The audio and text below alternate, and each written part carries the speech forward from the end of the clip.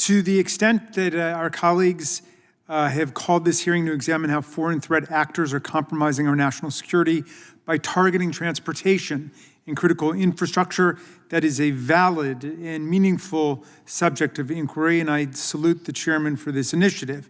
China is in strategic competition with the United States and is using cyber espionage to undermine our defenses.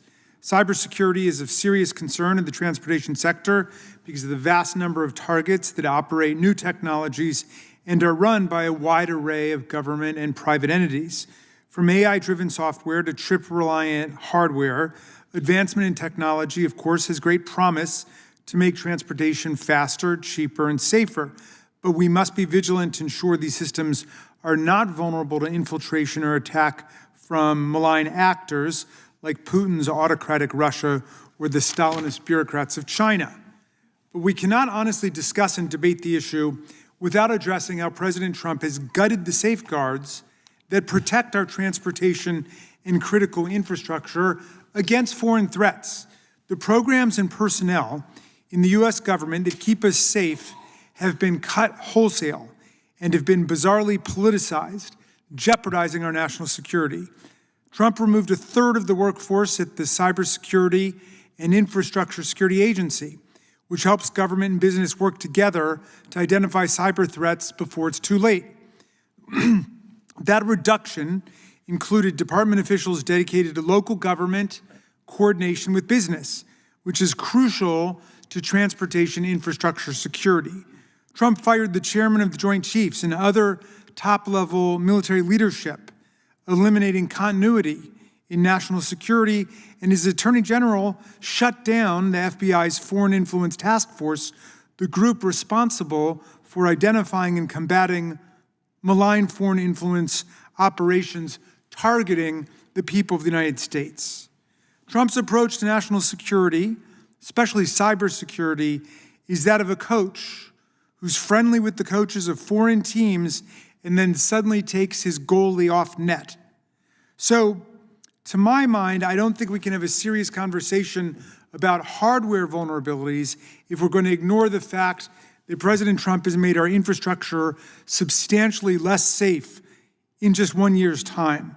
What's even more confusing to me about today's hearing is that we're examining foreign threats as though Donald Trump isn't systematically ceding more global power to China every single day, even as he multiplies and deepens his own personal business ties to China. During his first term, Trump collected millions of dollars in payments from the Chinese government and state-owned companies. In exchange for these unconstitutional emoluments, he opposed sanctions against Chinese telecom companies and banks, even when they threatened our national security. He even tried to cancel military exercises with Japan and South Korea because China complained about them. In his second term, we have seen even more of an enthusiastic presidential embrace of the tyrants and dictators. Over the last year, the administration has dismantled USAID, giving China free rein to swoop in and offer countries around the world assistance with their infrastructure construction projects, their agricultural programs, their food aid, and public health, dramatically expanding China's sphere of influence. Trump has also hurt American consumers by imposing unlawful and arbitrary tariffs and hamstrung our ability to respond to threats by firing government workers, including key experts on China and national security personnel. All the while, he's been using his crypto ventures to pocket hundreds of millions of dollars directly from Chinese billionaires with ties to the CCP. In May, a tiny Chinese tech company with ties to the government announced it had bought $300 million of President Trump's meme coin, despite the fact that it has no revenue and only 8 employees. Gee, I wonder where the money is really coming from. So, 1 year in Trump's second term, we've learned that other countries think that Donald Trump is indeed making a country great. But that country is not America, it's China.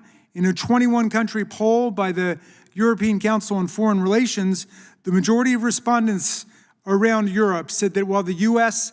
is less feared by its adversaries and less revered by its friends, they fully expect China's global influence to continue to grow over the next decade. And it's no wonder why they think that, Mr. Chairman, when Trump is inviting China, an egregious human rights violator, to join the Gaza Board of Peace and reverses course and allows U.S. chip exports to China in a move that Anthropic's CEO likened to selling nuclear weapons to North Korea.